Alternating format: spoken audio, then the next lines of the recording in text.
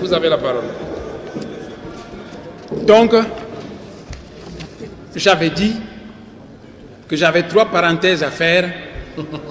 J'ai déjà terminé avec le président de l'Assemblée nationale et j'étais en voie de vouloir conclure avec les honorables députés à qui j'ai dit ceci, que des militaires avaient fait un coup d'État en Roumanie et ils tenaient coûte que coûte qu'on puisse assassiner le président Ceausescu et sa femme.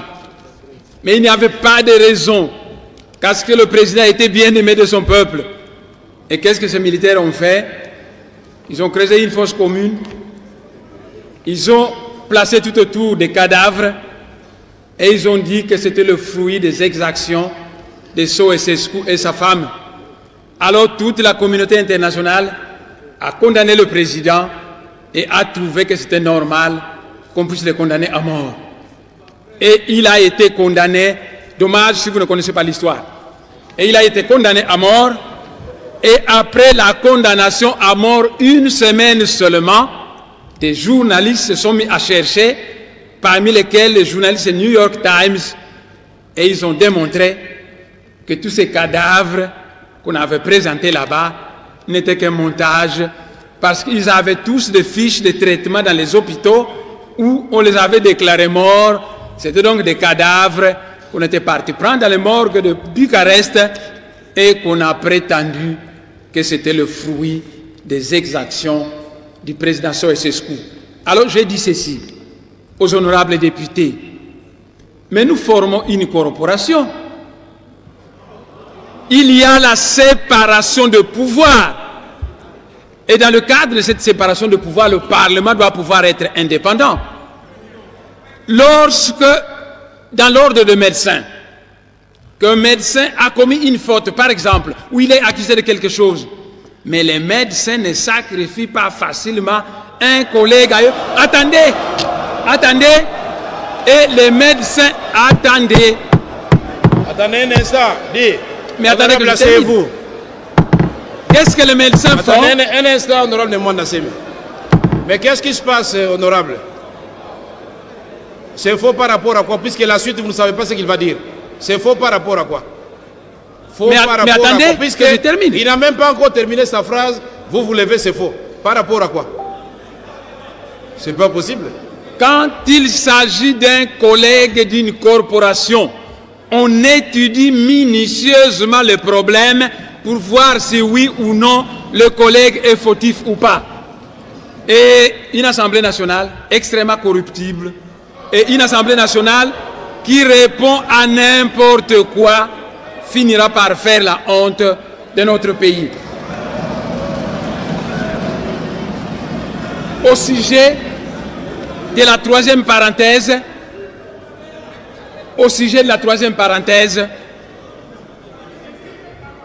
excusez-moi, au sujet de la troisième parenthèse,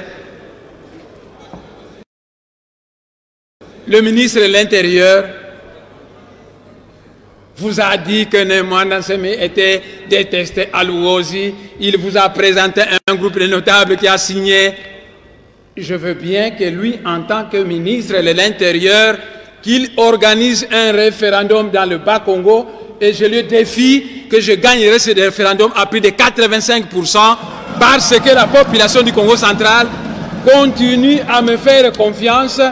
Après la décision de Matadi, je suis resté silencieux et combien de messages j'ai reçus des professeurs Bas-Congo, des avocats, des médecins, des notables. Je demande au ministre de l'Intérieur d'organiser un référendum pour démontrer la popularité ou l'impopularité actuelle de Nemwanda Semi. Mais je continue au sujet de la troisième parenthèse. Excusez-moi que je puisse commencer mon exposé en parlant de moi-même. Parce que ce que je vais vous dire va vous aider à mieux comprendre la suite de mon discours. Eh bien, l'honorable Nemwanda Semi est le député national qui a obtenu le plus de voix au Congo central. Un membre de la Fondation Carter, section Belgique, a dit que l'honorable Mwanda Nsemi était un grand leader qui a été voté partout dans les 10 territoires du Congo central, même dans les circonscriptions électorales où il n'a pas posé sa candidature et où il a obtenu plus de voix que certains députés élus de ces circonscriptions. Fin de citation. Monsieur le Président de l'Assemblée nationale, honorables députés, mesdames, messieurs, personne ne peut devenir très populaire dans son pays, dans sa province, si son action ne rencontre pas les préoccupations de la population. À quoi est due la grande popularité de l'honorable Mwanda Nsemi au Bas-Congo, à Kinshasa, dans la diaspora congolaise et à l'ouest de la République démocratique du Congo. Partout au Congo central, la population a un refrain, même les prêtres catholiques, un refrain qu'elle répète constamment, à savoir « Bundu dia Congo dit tout haut, ce que les Bas-Congo disent tout bas ». Le Mwanda Nsemi donc est un porte-parole, un transmetteur de la volonté d'un peuple soumis à une accumulation de frustration. Mais puisque le peuple lui fait confiance, le Mwanda Nsemi est donc l'interlocuteur valable dans toutes les négociations gouvernementales en vue de résoudre le problème de frustration de la population de la province du Congo central. Au lieu d'aborder le problème sous cet angle, le gouvernement refuse et préfère mettre au devant des montages, des massacres, des condamnations gratuites, des faux fuyants. L'Assemblée nationale et l'Assemblée provinciale avaient décidé l'organisation d'une table ronde au Congo central après les événements de 2007. Le gouvernement a mis cela en veilleuse et s'est mis à attendre un prétexte pour nuire. Monsieur le Président de l'Assemblée nationale, honorables députés, mesdames, messieurs, l'actuel génocide du Congo central est un crime prémédité qui a été planifié il y a une année de cela et qui avait été baptisé par ses initiateurs sous le nom de Opération Silence on tue. C'est dans ce cadre que le général Raus, qui est un Belge d'origine zambienne, a été envoyé au Bas-Congo. Honorable, vous devez retirer cela, car le général est bel et bien congolais, inspecteur provincial de la police. Vous devez le retirer. Puisque si vous entrez dans des querelles de personnes, je vais vous retirer la parole pour une partie de votre intervention. Monsieur le Président, par respect envers votre personne, je retire la parole. Voilà. Mais la vérité reste la vérité, même si on n'est pas l'entendre.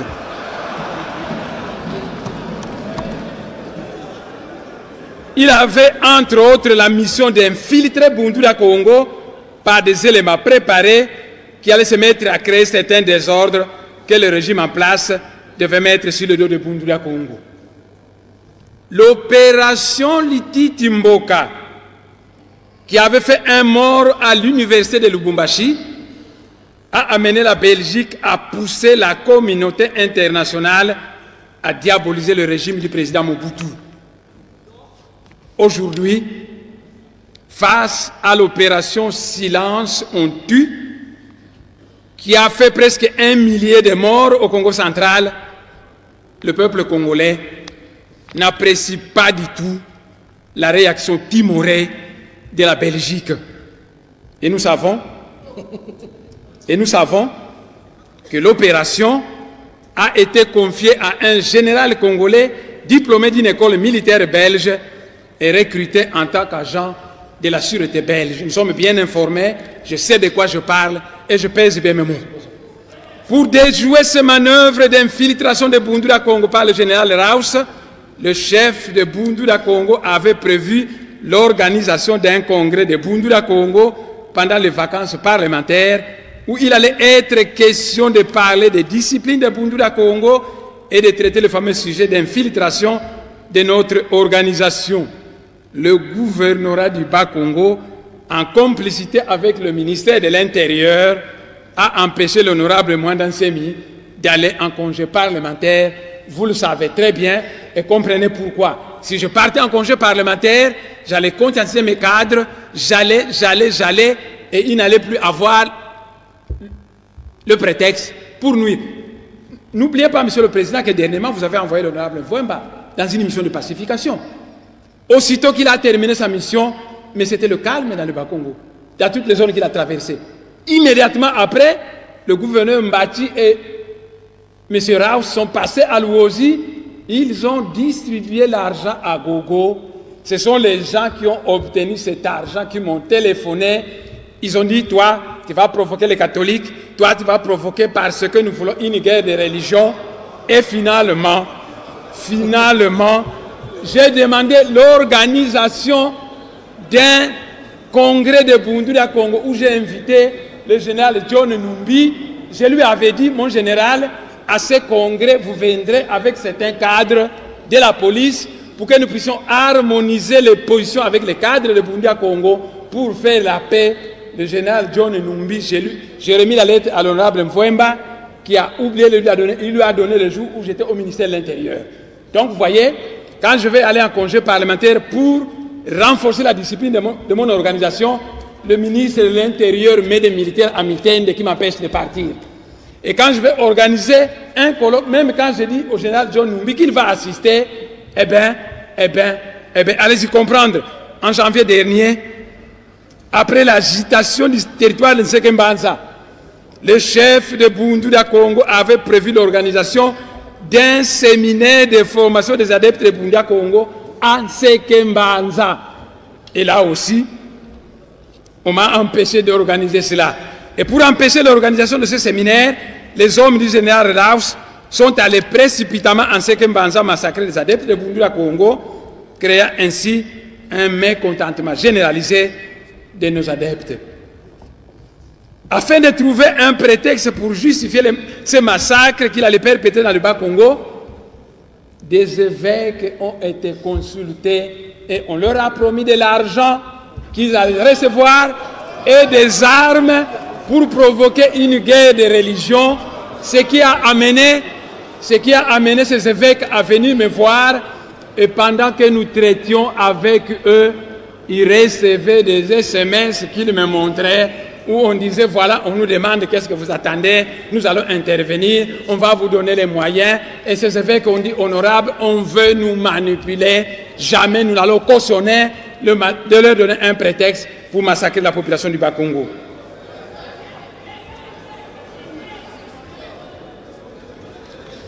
Donc, Monsieur le Président de l'Assemblée nationale, honorables députés, mesdames, messieurs, dans la vie, les problèmes se résolvent en s'attaquant aux causes et non aux effets. Il y a au Congo central une accumulation de frustration due aux injustices de toutes sortes auxquelles la population de la province du Congo central est soumise. Chaque fois que nous soulevons un certain problème au Congo central, le régime en place évite de s'attaquer aux vrais problèmes et cherche des prétextes pour distraire le peuple congolais et mettre devant sa conscience un faux problème qui n'a pas été soulevé. Ainsi, on amène l'attention ailleurs et on évite le vrai problème. C'est comme ça qu'il y a eu accumulation de frustration dans le Bas-Congo. Quand le peuple du Congo central soulève les problèmes de multiples injustices commises à son égard, ou bien les problèmes de sa terre ancestrale, le droit du premier occupant, qu'on cherche à livrer aux étrangers à son détriment, au lieu de présenter à l'opinion nationale le vrai problème qui est soulevé, eh bien, les maradonas de tout genre préfèrent des mises en place le problème, ils déplacent le problème et mettent devant la conscience du peuple congolais un faux problème qui désoriente et divise le peuple congolais au lieu d'être unis devant le vrai problème qui est posé au Congo central, parce que ce problème se posera demain au Kasaï, au Bandundu, dans l'Équateur, au Kivu, au Katanga, etc. Ainsi, quand les Bas-Congo posent le problème des multiples injustices auxquelles cette population est soumise, et le problème de sa terre ancestrale qu'on cherche à livrer aux étrangers, à son détriment, le régime en place évite de présenter au peuple congolais les vrais problèmes et se met à parler faussement du problème du royaume du Congo, d'une prétendue chasse aux non-originaires ou d'une prétendue sécession du Congo central. C'est de cette façon que le peuple congolais est floué, désorienté, divisé, au lieu d'être uni devant les dangers communs qui menacent notre pays, la République démocratique du Congo. Entre-temps, à l'Est, au Katanga, où s'est posé un vrai problème de sécession katangaise et de chasse aux non-originaires, le régime en place n'a jamais utilisé des armes de guerre pour massacrer des civils non armés, pour massacrer des... Attendez, honorable, vous êtes en quelle année là? La sécession katangaise, c'est les années 60. Mais je vais répondre. Attendez. C'est une question qu'il me pose. Attendez. Un instant, honorable. Je vais répondre, Monsieur le Président. Ok. Monsieur le Président, Oui. lors des élections, les élections qui nous ont portés au Parlement, M. Kyungu a déclaré à la télévision, ça a été vu par tout le monde, que si le président Kabila n'est pas élu, ils allaient proclamer l'indépendance du Katanga pour qu'il aille être président là-bas. M. Kyungu l'a déclaré et le ministre de l'Intérieur n'a pas pris des armes pour aller tuer des gens là-bas. Donc je disais, Monsieur le Président, qu'à l'Est... Un instant, qui crie là-bas? Vous criez pourquoi? Mais honorable Kamoni, vous êtes inscrit, vous allez parler. Si vous avez une version contraire, vous la donnez. Et lui va apporter sa preuve, et ainsi de suite. Voilà, vous attendez votre tour, vous allez parler. Ça ne sert à rien de crier. Quand le ministre d'État parlait, lui il était là, il regardait. Il suivait. Faites la même chose, vous allez prendre la parole. Oui. Faites la même chose. Suivez. Donc, je disais qu'entre-temps à l'Est, au Katanga, où s'est posé un vrai problème de sécession katangaise et de chasse aux non-originaires, le régime en place, et dont le ministre en question, le ministre de l'Intérieur, n'a pas utilisé des armes de guerre pour aller massacrer des civils non armés, ni proférer des menaces d'arrestation contre les auteurs de ces actes. À l'Est, au Katanga, où l'on a chassé les Kassaïens, on a chassé certaines entreprises de Bakongo et les Bangala, on n'a pas utilisé des armes de guerre contre des civils. À l'Est, au Katanga, où on a tabassé un ministre du gouvernement central, le régime en place se tait et ne parle pas là-bas d'aller et rétablir l'autorité de l'État. À l'Est, au Kivu, après la table ronde, qui a-t-on condamné là-bas? Personne. Au contraire, c'est une armistice qu'on a signé là-bas pour sauvegarder qui on connaît. Au Kivu, la Belgique et la Grande-Bretagne ont pesé de tout leur poids pour qu'aucun chef rebelle ne soit condamné. Là-bas, elles ont prôné l'armistice destiné à protéger qui vous connaissez. Par contre, au Congo central, on prône des condamnations injustes contre un innocent. Je ne sais pas si c'est cela qu'on appelle la justice de la communauté internationale. Dans la première version qu'il a donnée à la nation, le ministre de l'Intérieur a justifié son expédition militaire en disant que Bundura Congo aurait tué et mutilé une personne, que Bundura Congo aurait tué et brûlé une personne, et qu'il y avait une guerre de religion au Congo central. Le régime en place a accusé Bundura Congo d'avoir brûlé une personne au village Kimbala Zolele. Après vérification sur les lieux, conjointement par le comité de sécurité du territoire, dirigé par un administrateur du territoire qui n'est pas Moukongo, c'était Moulouba. Ce Moulouba avait mis sur pied un comité, il a pris des cadres de Bundura Congo, ils sont allés vérifier sur les lieux, et il a téléphoné M. Kounzi pour lui dire, nous avons vérifié, c'est une affaire de sorcellerie de membres d'une famille qui ne sont même pas membres de Bundula Congo. Mais à Kinshasa, quelle est l'origine de beaucoup de Chegué? C'est parce que la famille trouve que cet enfant est un sorcier, on le persécute. Donc, ce n'est pas une particularité de Bundula Congo. Le régime en place a présenté à la télévision les images d'une personne mutilée qu'on a mis sur la responsabilité de Bundula Congo. Lors de notre rencontre en février, dans son cabinet, monsieur le ministre en question, j'ai posé des questions à ce ministre de savoir quel est le nom de la victime. Un instant, le mandat s'est mis honorable. Le ministre, quand il est intervenu, quand il parlait de vous et des autres députés, il le faisait dans le respect de vos fonctions. Ça va être fait, je Alors, dans votre intervention, la prochaine fois que vous pointez les ministres de votre index, on considère que vous avez terminé votre intervention. Donc, vous adressez à la plénière. Et je voudrais que vous observiez cette règle-là. Adressez-vous à la plénière. Le minimum de règles. Comprenez ma peine, des milliers de tués, des milliers de maisons éventrées, des gens. Comprenez ma peine, monsieur le président, mais je comprends ce que vous dites. Voilà, adressez-vous à la plénière. Voilà. Merci. Donc, lors du Conseil de sécurité nationale, j'étais accompagné de l'honorable Mvouemba au ministère de l'Intérieur. Nous avons posé la question de savoir quel était le nom de la victime, quel était son village, quel était son secteur et quel était son territoire. À toutes ces questions, on ne m'a pas donné une réponse. Mais supposons, c'est un raisonnement pas absurde, supposons qu'il y a quelques adeptes de Bundula Congo qui ont fait cela. Eh bien, ici aussi, puisque l'infraction est individuelle, le gouvernement devrait arrêter le responsable de ce crime et le déférer devant le tribunal. Mais comme ce n'est qu'un montage, un prétexte, on a préféré aller massacrer des civils non armés. On a dit que Bundula Congo a chassé l'autorité administrative pour la remplacer par ses adeptes.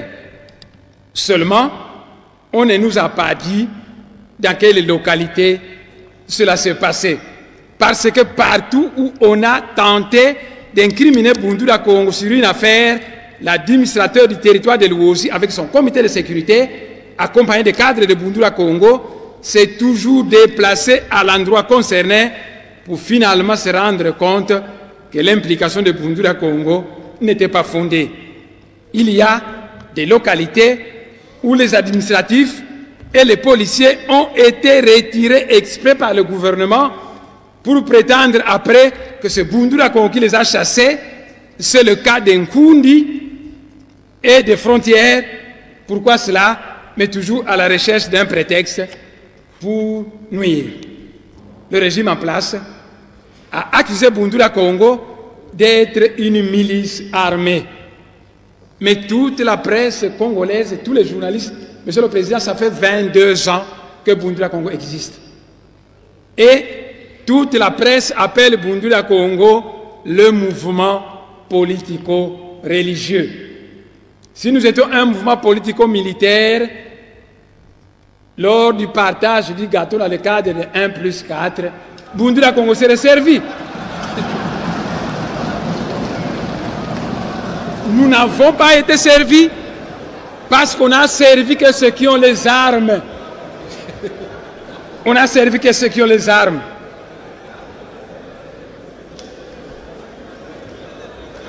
Donc, monsieur le président de l'Assemblée nationale, honorables députés, mesdames, messieurs, le régime en place a accusé Bundula Congo d'être une milice armée et pourtant, à tout moment, par légitime défense, que les adeptes de Bundula Congo ont arraché des armes aux forces de l'ordre, on les a toujours remises à l'autorité.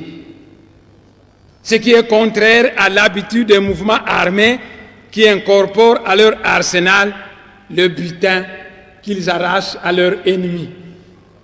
Monsieur le Président de l'Assemblée nationale, honorables députés, mesdames, messieurs, on dit que les chrétiens disent que la foi déplace les montagnes.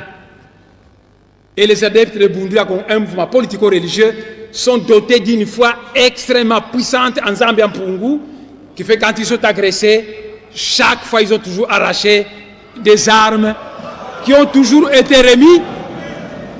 Pour preuve, Monsieur le Président, quand la MONUC nous a attaqués, on a arraché les armes à la MONUC. Quand ils ont été attaqués par la MONUC vous a attaqué. Monsieur le Président, après les élections à Matadi, oui. Après les élections à Matadi, l'armée gouvernementale nous avait attaqués et la MONUC l'a accompagné. Là aussi, les adeptes ont arraché des armes et des chargeurs. J'ai dit à ces adeptes, vous gardez ces chargeurs, vous allez les donner à la commission d'enquête parlementaire. Et le président Ngokoso, je crois qu'il est ici, il sait qu'on lui a remis tout ça. Alors, Monsieur le Président, il paraît que nous sommes un mouvement militaire. Vous trouvez cela vraiment normal que nous arrachons des mitraillettes, on les remet, après on va prétendre que nous partons chercher des calibres 12 pour nous attaquer à l'armée. Ce n'est pas du tout sérieux. Ce n'est pas du tout sérieux. Dans ma vie privée, honorables députés, mesdames, messieurs, dans ma vie privée, en tant que grand maître de la sagesse Congo, j'ai beaucoup d'amis qui sont des abbés, qui sont des pasteurs. Je reçois même des pasteurs qui viennent des États-Unis. J'ai donc beaucoup d'amis parmi les abbés. Beaucoup d'abbés sont d'accord avec moi. Ils viennent et on discute certains chapitres en comparant la tradition africaine avec le christianisme. Et ils trouvent que c'est extrêmement intéressant. Il est donc hors de question pour moi que mes disciples de Bundula Congo puissent agresser des abbés. En 2003, lorsque l'armée du régime en place a massacré un abbé à Kisantu, ce mois, Némoin Dansemi, chef de Bundula Congo, qui était le premier qui avait levé la voix pour protester contre cet acte odieux d'assassinat d'un abbé. Monsieur le Président, quand j'aime quelqu'un, j'aime couvrir ses erreurs. Souvent, quand vous êtes mon ami, que vous avez commis une erreur, je n'en parle pas, je vous invite secrètement et je vous dis, il ne faut pas faire ceci. Il est donc hors de question pour moi de divulguer certaines divagations de certains abbés, mais la difficulté c'est la suivante.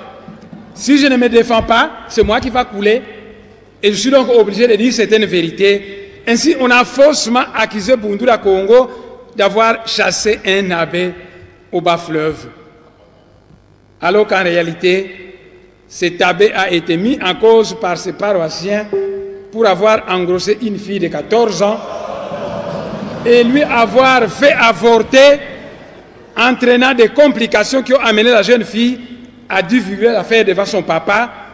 Ainsi, l'abbé avait pris la fuite. Monseigneur Mbuka de Boma, lors du sacre de Monseigneur Monsengo, est passé chez moi à la maison. Nous en avons parlé de ce cas qu'il a déploré. Le régime en place a encore accusé Bundula Congo d'avoir chassé l'abbé de Bienga.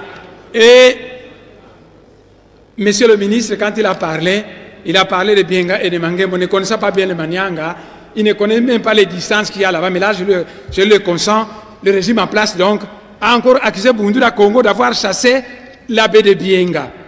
En réalité, ce sont les paroissiens qui ont dénoncé son hypocrisie en vivant en concubinage avec une certaine Charlotte, dont l'abbé prétendait qu'elle était sa cousine. Pris de honte, l'abbé a pris la fuite pour aller se cacher à la mission de Mangembo. Honorables députés, mesdames, messieurs, l'abbé Malou Malou. L'abbé Malou Malou. Qu'est-ce qu'il a fait? Lors des élections. Oui.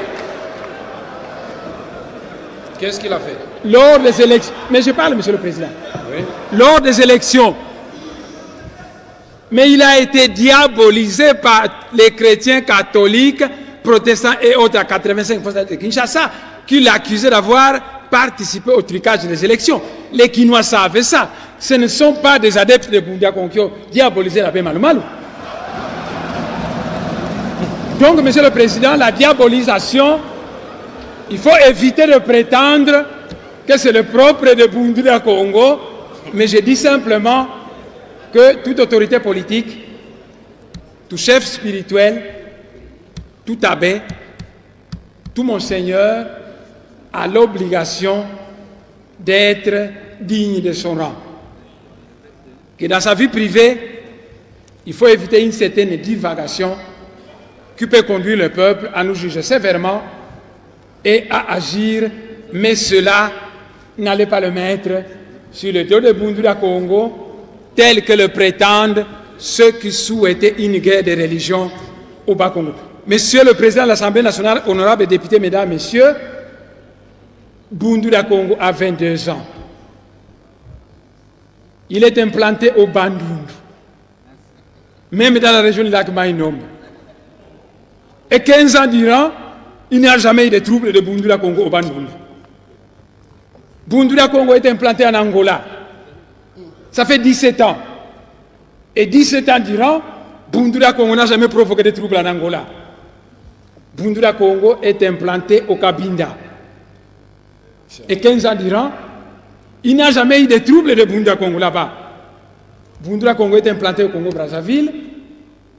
Et là aussi, il n'y a jamais eu de troubles. Nous sommes implantés au Gabon.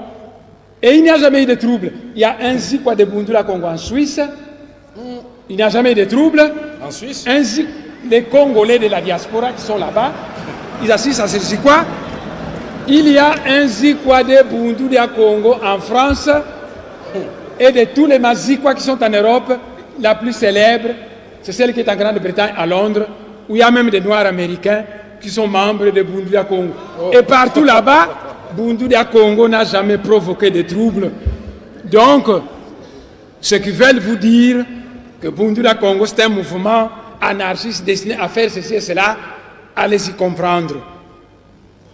Mais puisque la suite des événements, suite à toutes ces accusations, a démontré que toutes les accusations étaient fausses, le ministre de l'Intérieur a changé d'accusation et parle maintenant d'une prétendue réunification du Royaume du Congo suite à une émission trafiquée de Radio France Internationale où Nemwanda Semi a comparé l'Afrique centrale à l'espace Schengen en Europe.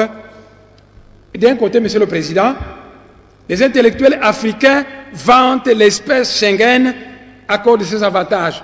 Passeport unique, libre circulation de biens et de personnes. Et lorsque l'honorable Mwanda Semi dit, mais transformons toute l'Afrique centrale à l'image de l'espace Schengen, et ça devient un problème. Attendez. Ce n'est pas du tout sérieux. Attendez, non. Et Monsieur le Président... Attendez, honorable. Attendez, honorable, un instant. Je continue, Monsieur le Président. Je n'ai pas terminé. Non, non, vous allez poursuivre. De la même façon que j'arrêtais les ministres quand ils nous donnaient une information incomplète, je vous arrête. Parce que moi, j'ai la lettre que vous avez adressée au secrétaire général des Nations Unies. J'arriverai, Monsieur le Président. Ne m'interrompez pas, j'arriverai. Voilà. Je répondrai à toutes les questions. J'arriverai à cette lettre-là. Ok, allez-y. Alors, Monsieur le Président, mes chers frères, vous savez, vous faites un discours d'1 heure. Et un gros malin va couper des petits morceaux, il les racole et vous présente une prétendue déclaration faite par vous. Souvent, ça ne ressemble plus à la vérité. Moi, si le président me le permet, je vais brièvement dire ce que j'avais dit à Boisbouvier. Et si le président le souhaite, qu'il demande à Boisbouvier de donner l'original de mon interview avec lui avant qu'il ne fasse les recoupages et les racolages. Alors vous allez écouter le tout parce que c'est extrêmement grave. Vous avez fait une déclaration d'1 heure, on coupe un petit morceau de 3 minutes, on vous présente et on dit voilà, Nemwanda Semi se prend pour un dieu. Et vous croyez à ça, ce n'est pas du tout sérieux. Donc, Monsieur le Président, qu'est-ce que j'avais posé comme problème? J'ai dit ceci à Boisbouvier, lorsque vous parcourez les frontières de la République démocratique Congo, toutes les frontières. Il s'agit donc de faire le tour de nos frontières depuis la côte atlantique jusqu'à la côte atlantique. Et j'ai dit ceci à Boisbouvier, quand vous êtes à Matadi, il y a une frontière coloniale là-bas. Et on vous dit, là c'est le Bas-Congo d'Angola, et ici c'est le Bas-Congo de la RDC, et au milieu il y a une frontière. Mais une frontière sert à séparer deux choses qui sont distinctes. Quand vous mettez de l'eau dans un verre, il n'y aura jamais de frontière de séparation. Mais si vous mettez de l'eau et de l'huile, il va y avoir une frontière de séparation parce que vous avez affaire à deux choses distinctes. Alors, un peuple, il paraît que vous êtes tous des chrétiens, des croyants, un peuple créé par Dieu pour vivre dans l'unité, on met une frontière qui la sépare. J'ai dit à Boisbouvier, déplaçons-nous et allons à Kahemba, le dossier Kahemba. Là-bas, vous verrez qu'on va vous parler des Tchokwe d'Angola et des Tchokwe de la RDC. Mais qui divise les Tchokwe à une frontière coloniale? J'ai dit, déplaçons-nous, M. Boisbouvier, et arrivons à Dilolo. À Dilolo, on va vous parler des Lunda d'Angola et des Lunda de la RDC.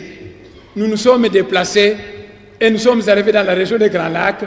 J'ai dit là-bas, vous allez trouver des Nilotiques au Rwanda, au Burundi, nos frères Bantous, les Bantous, comment on les appelle au Rwanda, les Bantous du Rwanda, nos frères Hutus, qui sont de part et d'autre de la frontière coloniale. J'ai dit à Boisbouvier que le grand chef coutumier Nandé ne s'embarrasse pas des frontières coloniales parce que souvent il va du côté de l'Ouganda pour trancher la palabre africaine qui concerne sa communauté. J'ai continué le long de la frontière et je suis arrivé, je lui ai parlé qu'ici, vous avez des Ngwandi de Yakoma et des Ngwandi de Centrafrique. Mais qui les a séparés? J'ai dit la frontière coloniale. Je suis arrivé dans Bandaka, j'ai dit, il y a des Mongos du côté de la RDC, des Mongos du côté du Congo-Brazzaville. Mais qui a séparé cette même? J'ai dit, eh bien, c'est une frontière coloniale. Nous sommes arrivés à Kinshasa, j'ai dit, les Batékés sont d'origine Congo, il y a des Batékés à Kinshasa et des Batékés au Congo-Brazzaville.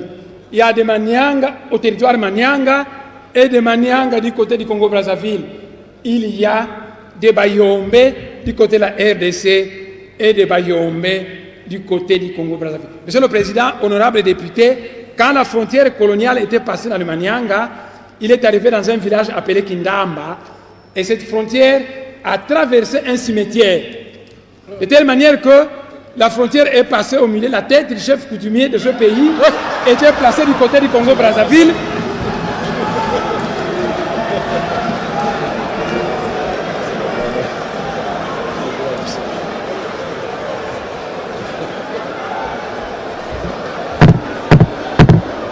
Allez-y. Monsieur le Président,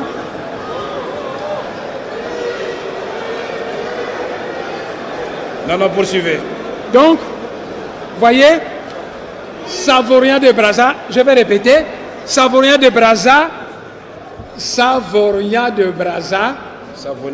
un Italien naturalisé français, et Henri Morto Stanley s'est disputé la terre du Congo. Ils ont commencé ici, ils allaient tracer une frontière. Ah, ici c'est la France, là c'est la Belgique, là c'est la France. On arrive dans une certaine localité, la frontière arrive dans un cimetière. Et elle passe au milieu d'un tombeau dont la tête du chef coutumier se trouve du côté du Congo-Brazzaville et le reste de son corps du côté de la RDC. Alors j'ai dit à Boisbouvier que ça c'était les frontières tout ça externes. Toujours avec Boisbouvier. C'est très grave. Mais à l'intérieur, j'avais dit ceci à Boisbouvier, entrons maintenant à l'intérieur de la République démocratique du Congo. Les connaissances à ma disposition me disent que le Moulou-Badi Katanga et le Moulou-Badi Kassai sont un même peuple. Avant les frontières coloniales, leur pays était un. Et quand la Belgique a fabriqué ces provinces, elle a tracé une frontière coloniale qui a séparé le Katanga du Kassai. Et à cause de cette frontière coloniale, les Kassaïens sont chassés au Katanga, malmenés à cause d'une frontière coloniale. Alors j'ai dit ceci à Boisbouvier, nous qui sommes aux frontières, Mais quand nous voulons aller poser des gerbes et des fleurs à nos ancêtres, tantôt les pieds d'un côté, les jambes de l'autre côté, nos frères Balouba, quand ils vont dans leur Katanga natal, puisque c'est le pays de leurs ancêtres, les Kassaïens, on les chasse. Alors qu'est-ce qu'il faut faire? Mais à l'image de l'espace Schengen, mettons dehors toutes ces frontières. Créons un espace Schengen à l'étendue de l'Afrique centrale où il y aurait libre circulation de biens et de personnes, où il y aurait un passeport unique. Autrefois, quand j'étais chef du laboratoire de bactériologie à l'Institut de médecine tropicale, j'avais un ami nandé qui s'appelle Kangeneti. Comment? Et autrefois, Kangeneti est venu me voir dans mon bureau, et ensemble avec lui, parce qu'il partageait mes idées, on disait... Mais honorable demande assez. C'est important, monsieur le président. Pourquoi vous vous adressez à moi? Adressez-vous à la plénière. Il faut convaincre la plénière, mon frère. Donc, on dirait que vous me cherchez des problèmes. Attendez. Puisque depuis que l'honorable me regarde, je commence à avoir sommeil. Il faut regarder les députés aussi. Okay. J'ai compris, monsieur le président. Comme ça, ils vont dormir un peu. J'ai compris, monsieur le président.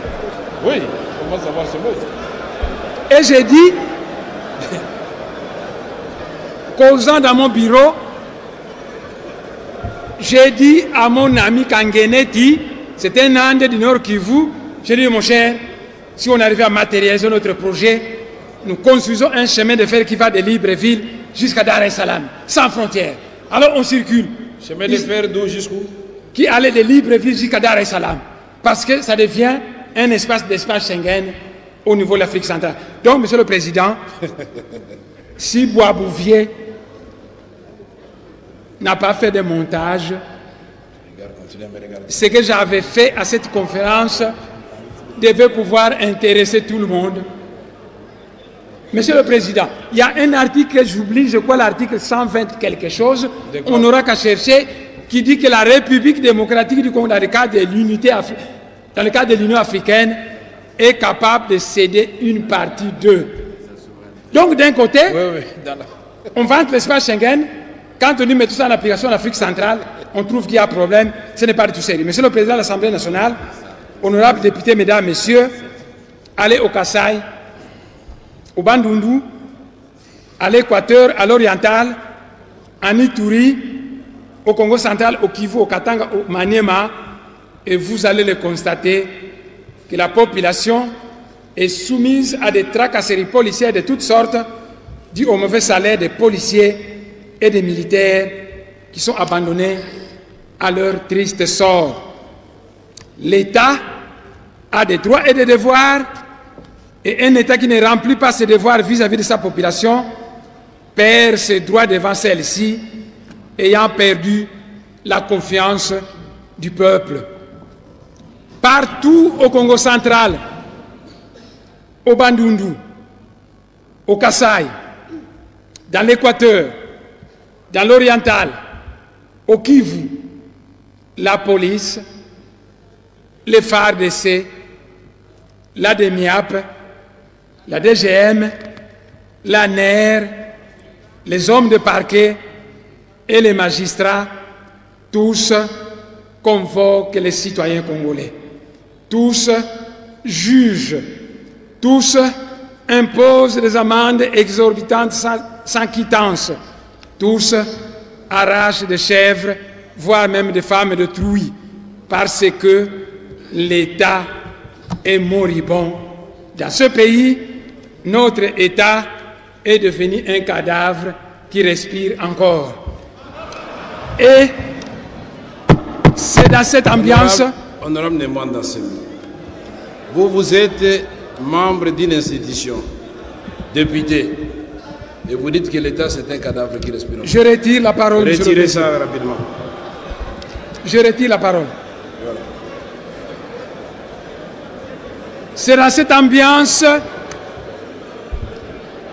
cette ambiance d'absence généralisée de l'État que Bundula Congo a été amené à mettre sur pied un panel de médiation conforme à la tradition Congo, lequel panel a été fortement appréciée par la population du Bas-Congo qui s'est prise en charge. C'est ce panel, et ça se faisait gratuitement. Ce qui faisait que les citoyens commençaient à fuir là où on leur demandait 100 000 francs. Et c'est ce panel de médiation qu'on appelle abusivement tribunaux pour incriminer Bundula Congo.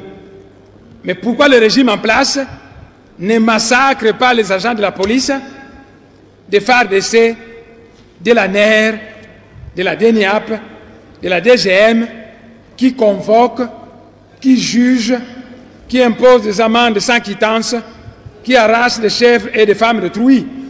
En quoi Bundula Congo a commis plus de fautes que ces agents de l'État abandonnés à leur triste sort? En février 2007, alors qu'il a été prévu une journée morte de protestation contre la corruption, le régime en place a fabriqué de toutes pièces un montage selon lequel Bundula Congo est de connivence avec Jean-Pierre Bemba, le FLEC et les ninjas du pasteur Ntoumi pour une sécession du Congo central. Comment Jean-Pierre Bemba, qui est un fervent défenseur de l'unité nationale, peut-il aller soutenir une prétendue sécession du Congo central? Comment Jean-Pierre Bemba, qui est un fervent défenseur de l'unité nationale, peut-il aller soutenir une sécession du Congo central? Aujourd'hui, dans le journal Interprète numéro 783, le président Sassou Nguesso a dit qu'il est archi faux de prétendre que les ninjas de Pasteur Ntoumi sont avec Bundula Congo. Lisez le journal. Quel journal? C'est l'Interprète numéro 783. Monsieur le Président, je vais vous l'amener, puisque je l'ai. Demain, je vous l'amènerai. Donc, la prétendue collaboration de Bundula Congo avec le FLEC et les ninjas n'est qu'un montage fabriqué de toutes pièces par le régime en place à Kinshasa afin de s'attirer la sympathie de l'Angola et du Congo-Brazzaville au massacre de Bakongo du Congo-Brazzaville. Je vais m'arrêter un tout petit peu pour expliciter. Vous savez qu'il y a des Bakongo en Angola, il y a des Bakongo au Congo-Brazzaville, et le président Dos Santos a des amis Bakongo qui sont capables de dire nos frères en RDC sont massacrés, monsieur le président, il faut intervenir.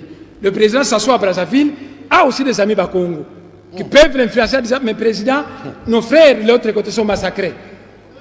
Et l'intervention du président Sassou avec le président Dos Santos risque alors, pour les emballer, on tente de les manipuler en disant que le FLEC, c'est là qui demande l'indépendance du Cabinda, et avec Bundula Congo, ça va susciter la colère du président Dos Santos, et on dit les ninjas, et le...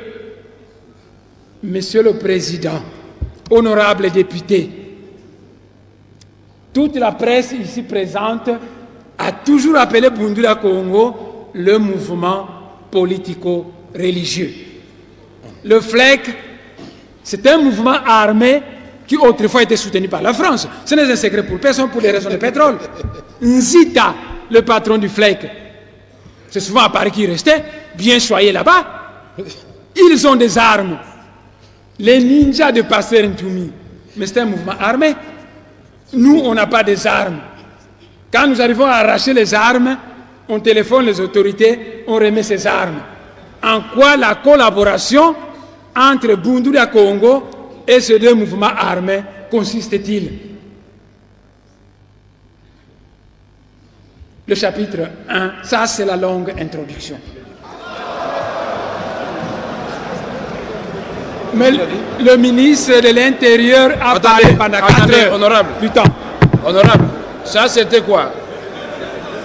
C'était quoi? C'est l'introduction. Maintenant, nous avons 3 chapitres qui sont plus brefs. L'introduction à mon discours.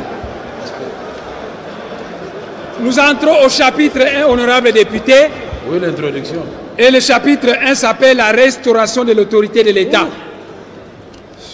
Monsieur le Président de l'Assemblée nationale, honorables députés, mesdames, messieurs, La sagesse Congo enseigne que Mvoilangani, Kamanisanga Mvoilangani Ko. Ce qui veut dire qu'on ne met jamais fin au désordre en agissant par le désordre. Mvoilangani, Kamanisanga Mvoilangani Ko. Ainsi, nous devons nous poser la question de savoir si le régime en place qui a prétendu aller restaurer l'autorité de l'État l'a fait conformément à la loi du pays ou bien elle l'a fait anarchiquement. Nous devons nous poser la question de savoir si dans son opération de la prétendue restauration de l'autorité de l'État, le régime en place a respecté ces deux principes juridiques selon lesquels l'infraction est individuelle. Ensuite, le principe de la présomption d'innocence. Au lieu d'arrêter les responsables de l'infraction et de les déférer devant les juridictions compétentes, le régime en place a transgressé la loi du pays en allant causer des milliers de fois plus de morts et de destructions méchantes de maisons que celles qu'il prétend reprocher à ses accusés. Le régime en place a prétendu qu'elle est allée au Congo central pour aller restaurer l'autorité de l'État qui serait bafouée par Bundouya Congo. Et pourtant, pendant que l'infraction est individuelle, arrivé sur les lieux, le régime en place a donné l'ordre aux militaires d'utiliser des bombes incendiaires, des roquettes, des canons contre des civils non armés indistinctement, donc contre des catholiques, contre des protestants, contre les kimbanguistes et contre les gens de Bundouya Congo, ce qui constitue un crime contre l'humanité conformément au statut de Rome de la Cour pénale internationale. Le régime en place a prétendu qu'elle est allée au Congo central pour restaurer l'autorité de l'État qui serait bafouée par Bundouya Congo et pourtant arrivé sur place des maisons de catholiques, des maisons de protestants, des maisons de musulmans et de Bena Congo, c'est-à-dire les adeptes de Bundouya Congo, des maisons de kimbanguistes ont été détruites indistinctement par l'armée gouvernementale. Le couvent des sœurs de la mission Vakou a été attaqué par l'armée gouvernementale. La mission catholique Mbandakani a été pillée. Des maisons de pasteurs protestants pillées. Le régime en place est ainsi responsable des pillages, des viols, des vols et des destructions de maisons qui ont été commis partout à Luozi, à Mbanza Boulou, à Kinsemi, à Kingila, à Lufuku, à Kingimbi, à Yunga, à Musinda, à Mbandakani, à Kibunzi, à Kinkenge, à Sumbi, à Nsekembanza, à Lemba, à Tiela, à Kwakwa, à Matadi, à Mwanda, où on a prétendu qu'on n'a rien fait. La parcelle de Mbutambenza a été bombardée, ou là où se trouvaient les Ikwa de Bundouya Congo, à Boma, à Lufu, à Kisonga, à Songololo, à Mativa, à Kisantu, etc., qui sont des villages, des centres et des villes indistinctement habitées par des catholiques, des protestants et des Bena Congo. Des enlèvements, des arrestations suivies de tortures atroces et d'exécutions sommaires se poursuivent partout à travers tout le Congo central. Au village Bukaka, secteur Kinkenge, territoire de Luozi, il n'y a pas un Zikwa de Bundouya Congo. Mais les protestants et les catholiques de ce village, ayant appris les crimes commis par l'armée à Luozi, eh bien, ils sont allés se réfugier dans l'église protestante. C'est le village Bukaka, secteur Kinkenge, territoire de Luozi. Ils se réfugient dans l'église protestante et quand l'armée qui est allée restaurer l'autorité de l'État est arrivée, il a bombardé l'église et tout le monde est mort. C'est le village Bukaka, secteur Kinkenge, dans le Manianga. J'espère que vous avez Dans presque tous les villages du Congo central, des maisons des adeptes de Bundula Congo sont en train d'être détruites systématiquement par l'armée. Voilà ce que le régime en place a restauré l'autorité de l'État. Des roquettes ont été tirées sur des lieux de culte, constituant ainsi un crime contre l'humanité conformément au statut de Rome de la Cour pénale internationale. Et les correspondances, l'Assemblée nationale a l'obligation d'aller vérifier, mais j'ai reçu des lettres manuscrites où on me parle de 103 morts en Bandakani, la fameuse mission catholique, de 37 morts à Lufuku, de 18 morts au village Kinanga. Tous ces morts ont été jetés dans la rivière Luala, sans compter les 80 morts de Luozi qui ont été jetés dans le fleuve. Si nous ajoutons à ce bilan partiel les morts des autres villages du territoire de Luozi et du territoire de Sekembanza, alors on dépasse le millier de morts. Et jusqu'à présent, on a découvert 2 fosses communes, à Mbatasiala avec 16 corps et à Sumbi avec 36 corps. Les militaires du régime en place sont équipés de bombes, des canons, des mitraillettes et des arcs à flèches de fabrication industrielle, à part la machette Tramutina qu'ils portent parce qu'ils se disent, il paraît que les adeptes d'Abunda, comme certains adeptes, sont invulnérables aux balles. Quand cela arrive, alors il faut les achever à l'aide d'eux. Ainsi, à Kisantu, après avoir mutilé et dépecé 2 personnes, ils les ont enfermés dans les sacs et ont jeté ces sacs dans la rivière Inkisi. Le régime en place a donc utilisé des militaires vêtus en tenue de policiers qui ont la pratique des kata-kata dans leur tradition ancestrale. Pendant qu'on massacre ses frères et compatriotes injustement, le gouverneur Mbachi, au cours d'une interview en Sekembanza, lors du passage du ministre de l'Intérieur, a déclaré que les soldats qui massacrent les Bakongo font du bon travail. Ainsi, il demande au gouvernement central que ces soldats puissent rester le plus longtemps possible afin de poursuivre leur sale besogne. À l'hôtel Lédia, j'ai certains enregistrements de ces discours que le ministre faisait à l'Intérieur et le gouverneur. Je vais demander à mes cadres de me faire venir ces discours et je pourrai passer au président de l'Assemblée nationale. À l'hôtel Lédia, le gouverneur Mbachi a déclaré qu'il a sollicité l'intervention des militaires qui sont venus massacrer les Bakongo afin de faire capoter l'organisation de la table ronde du Congo central qui lui fait très peur, table ronde qui avait été décidée par l'Assemblée nationale et l'Assemblée provinciale. Le gouverneur Mbachi et le vice-gouverneur de Onkusu ont envoyé de l'argent et des armes à certains chefs de groupement et voyous afin de les pousser à s'attaquer aux adeptes de Bundula Congo et de détruire leurs maisons. Question d'opposer les Bakongo entre eux, c'est donc divisé pour régner, mais voilà un gouverneur qui s'ingénie à opposer sa propre population les uns contre les autres en encourageant des destructions méchantes. M. Mbachi a promis de payer 25 000 francs à toute personne qui voudra bien indiquer la maison d'un adepte de Bundula Congo afin de faciliter l'assassinat de cet adepte et la destruction de sa maison. Beaucoup d'adeptes ont été ainsi tués à cause de cela et beaucoup de destructions méchantes des maisons des adeptes de Bundula Congo ont eu lieu aussi à cause de cela.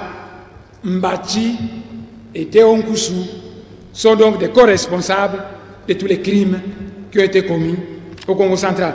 Le gouverneur Mbachi a envoyé des émissaires en Sekembanza avec des haut-parleurs pour demander aux blessés, des catholiques, des protestants, des gens de Bundula Congo blessés, réfugiés dans une forêt, de sortir afin qu'on les amène à l'hôpital.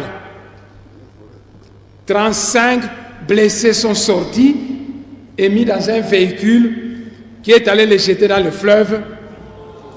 Il y a un rescapé qui a été repêché par les Médecins sans frontières. Ils l'ont photographié et il les garde jalousement le jour où le président de l'Assemblée nationale et les honorables députés auront besoin de cet homme, il pourra venir. Les Médecins sans frontières savent de quoi je parle et à Matadi, le président de l'Assemblée provinciale avait besoin de cette pièce précieuse. Bon, la personne est disponible, tout dépendant de la décision du Parlement. Le gouverneur du Bas-Congo, M. Mbati, a envoyé une forte somme à Louosi pour corrompre des personnes afin de les pousser à participer à une marche de protestation contre l'honorable Mwanda Nsemi. Cette marche devrait exiger le retrait de son immunité parlementaire. L'opinion sera alors amenée, c'est comme en Yougoslavie, à penser qu'il s'agit d'une manifestation de la volonté populaire, alors qu'il ne s'agit, une fois de plus, que d'un acte participant de la corruption et relevant de ces pratiques antidémocratiques et frauduleuses auxquelles recourent toujours les tricheurs. Au sujet de cette fameuse marche, Mbati a envoyé plusieurs camions de femmes et de militaires, des policiers vêtus en tenue civile et autres personnes étrangères au territoire de Louosi qui devaient pouvoir participer à cette marche. Tous ces massacres et ces destructions méchantes de maisons ont produit un désastre qui a amené le ministre de l'Intérieur de jeter la responsabilité sur Mbati et de Onkusu, tandis que Mbati a jeté la responsabilité sur le gouvernement central. Ça a été enregistré, qui a amené au Bas-Congo des militaires vêtus en tenue de policiers qui sont venus de Kinshasa avec l'ordre de massacrer la population civile avec des armes de guerre. À l'époque actuelle, tant à Matadi qu'à Kinmazière, on est occupé à faire des montages et à confectionner des films déformant la vérité et à préparer des faux témoins. Certains films, vous les avez vus ici. Afin d'intoxiquer la population par ces montages non fondés, le régime en place a menacé certaines chaînes de télévision, dont Global TV et autres, les interdisant de diffuser la version de fait telles qu'elles sont connues par l'honorable Mwanda Nsemi. Honorables députés, mesdames, messieurs, l'infraction est individuelle. Ainsi, comment peut-on comprendre l'attitude d'un gouvernement central qui utilise les armes de guerre pour terroriser la population dont il est censé protéger? Partout à l'Est, l'autorité de l'État est bafouée. Mais là-bas, le régime en place ferme les yeux et n'agit pas. C'est seulement à l'Ouest, au Congo central, où le régime en place ouvre les yeux et déploie toute une armada de troupes et d'armes lourdes, soi-disant pour aller rétablir l'autorité de l'État par le massacre et le génocide. Puisqu'on a perdu le prestige gouvernemental à l'Est, face à l'armée de M. Nkunda Batouaré, pour se remonter le moral et tromper l'opinion internationale.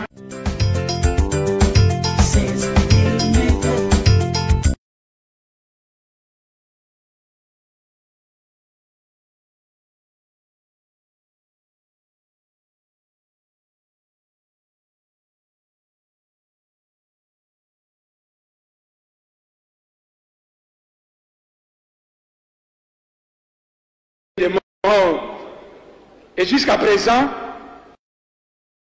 on a découvert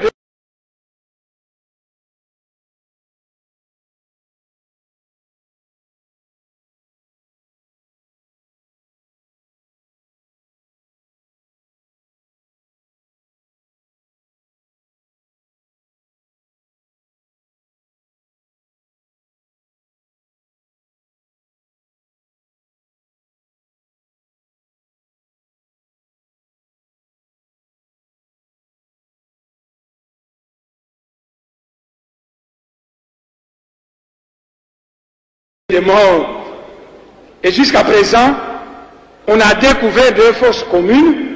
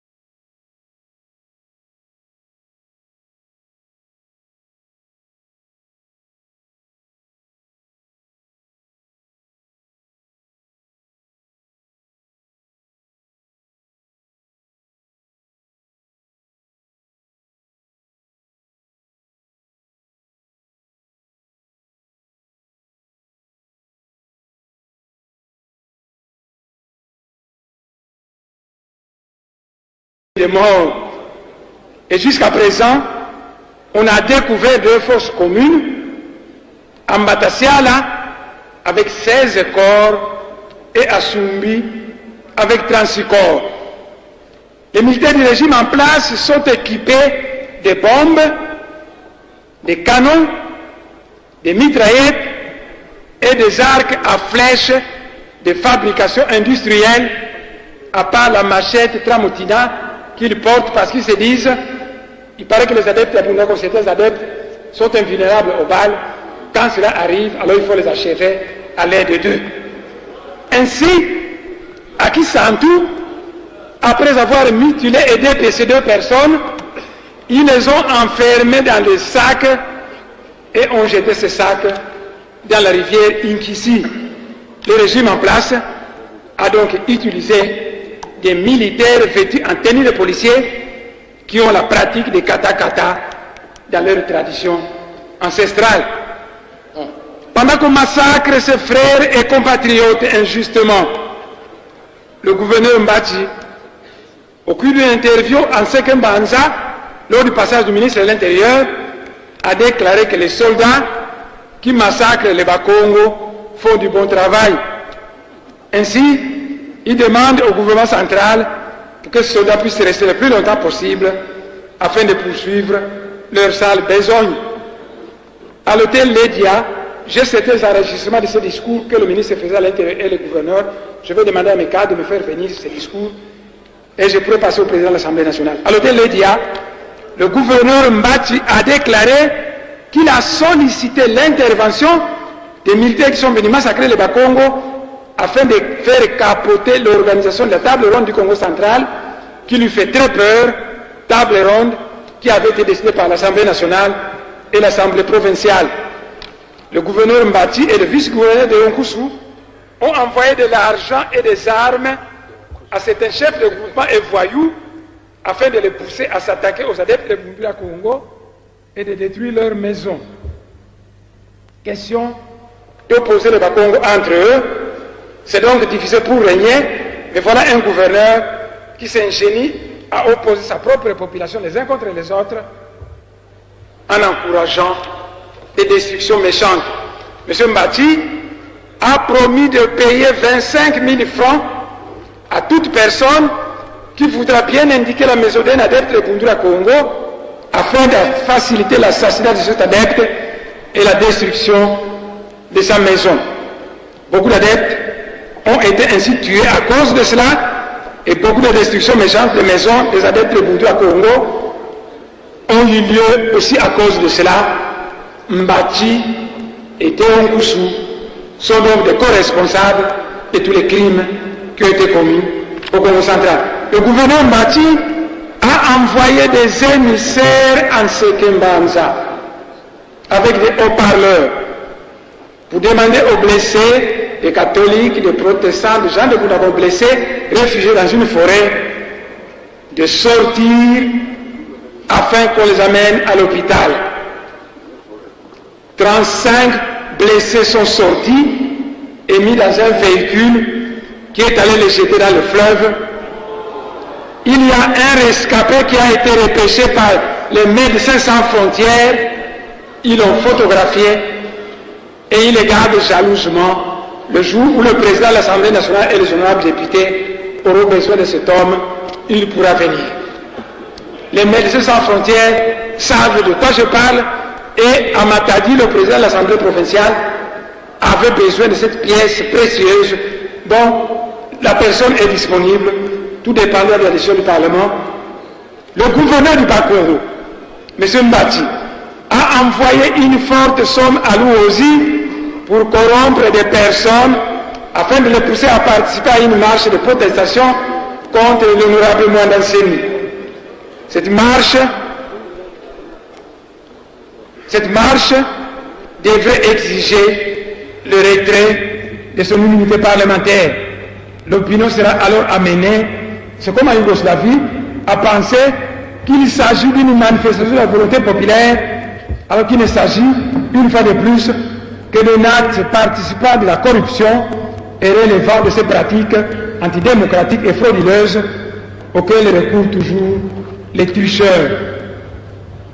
Au sujet de cette fameuse marche, Mbati a envoyé plusieurs camions, des femmes, des militaires, des policiers vêtus en tenue civile et autres personnes étrangères au territoire de Lubumbashi qui devaient pouvoir participer à cette marche.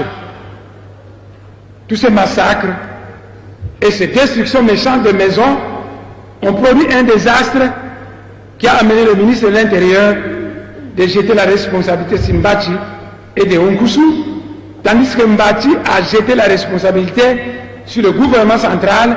Ça a été enregistré, qui a amené au Bas-Congo des militaires vêtus en tenue de policiers qui sont venus de Kinshasa avec l'ordre de massacrer la population civile avec des armes de guerre. À l'époque actuelle, tant à Matadi qu'à Kinmazière, on est occupé à faire des montages et à confectionner des films déformant la vérité et à préparer des faux témoins. Certains films, vous avez vu ici. Afin d'intoxiquer la population par ces montages non fondés, le régime en place a menacé certaines chaînes de télévision, dont Global TV et autres, les interdisant de diffuser la version de fait qu'elles sont connues par l'honorable Mandansemi. Honorable député, mesdames, messieurs, l'infraction est individuelle. Ainsi, comment peut-on comprendre l'attitude d'un gouvernement central qui utilise les armes de guerre pour terroriser la population dont il est censé protéger? Partout à l'Est, l'autorité de l'État est bafouée. Mais là-bas, le régime en place ferme les yeux et n'agit pas. C'est seulement à l'Ouest, au Congo central, où le régime en place ouvre les yeux et déploie toute une armada de troupes et d'armements lourds, soi-disant pour aller rétablir l'autorité de l'État par le massacre et le génocide. Puisqu'on a perdu le prestige gouvernemental à l'Est face à l'armée de M. Nkunda Batouaré, pour se remonter le moral et tromper l'opinion internationale, le gouvernement avait imaginé une victoire facile en s'attaquant à des civils non armés à l'Ouest. L'armée gouvernementale a fait exploser à Luozi une bombe qui a fait trembler toute la ville, semant partout la terreur, dans une victoire sans gloire d'un gouvernement qui a perdu la confiance du peuple. Nous allons entrer au chapitre 2 intitulé « Les vrais problèmes du Congo central ». Monsieur le Président de l'Assemblée nationale, honorables députés, mesdames, messieurs, depuis 1997 jusqu'à ce jour,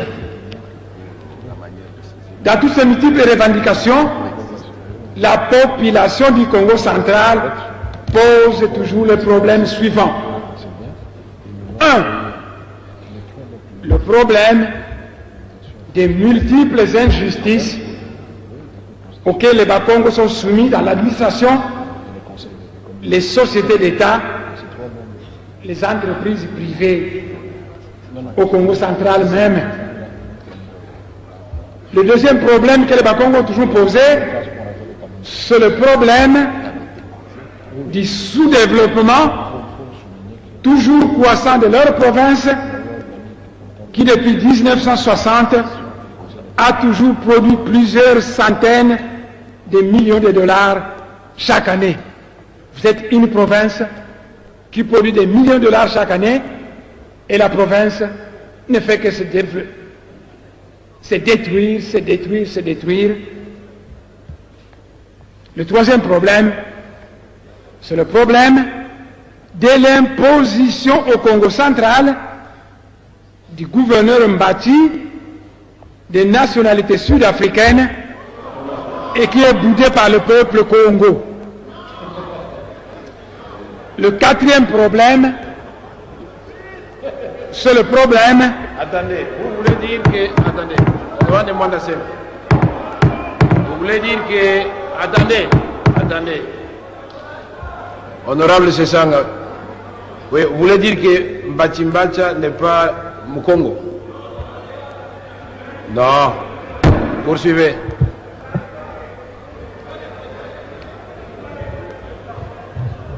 Le quatrième problème, Il n'y a pas de nationalité.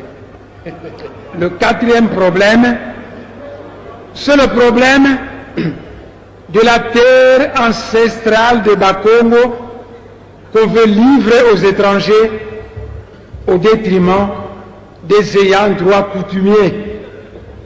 Qu'on fasse sortir toutes ces cartes de prétendus carrés miniers. J'allais amener quelques-unes là-bas. Qu'on fasse sortir toutes ces cartes de prétendus carrés miniers et vous verrez que certaines régions de ce pays sont totalement vendues aux étrangers, même là où il n'y a pas de mines, où il n'y a pas de jugement.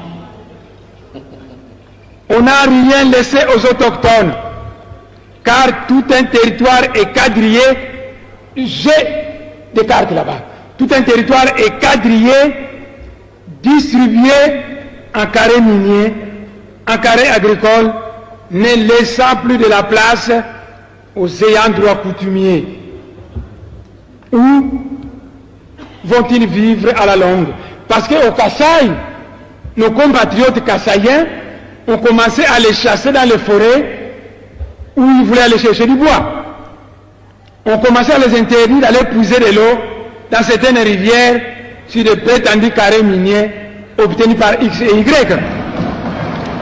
Alors je dis, c'est pourquoi je dis, lorsque tout un territoire est quadrillé, distribué en carré minier ou agricole, ne laissant plus la place aux ayants droit coutumiers, où vont-ils vivre à la longue? Où vont-ils faire leurs plantations, leurs champs? Comment un gouvernement national peut-il sacrifier sa population locale au profit des étrangers? À l'image de l'ancien Brésil, la politique actuelle du régime en place tend à sacrifier les droits coutumiers en les transformant en peuple sans terre. À la conférence de Berlin en 1885, on a balkanisé l'Afrique sans tenir compte des intérêts des peuples africains. Aujourd'hui, des soi-disant plans de développement qui ne tiennent pas compte des besoins vitaux des autochtones sont des colonisations voilées et odieuses. Distribuer la terre d'une région aux étrangers sans prévoir de terres réservées aux autochtones est une politique de haute trahison nationale. Nous sommes tout à fait d'accord pour que des investisseurs étrangers viennent s'installer chez nous. Nous sommes tout à fait d'accord à l'intégration harmonieuse à notre société des étrangers désirant prendre la nationalité congolaise et vivant côte à côte avec les ayants droit coutumiers qui ont le droit de premier occupant de la terre du Congo.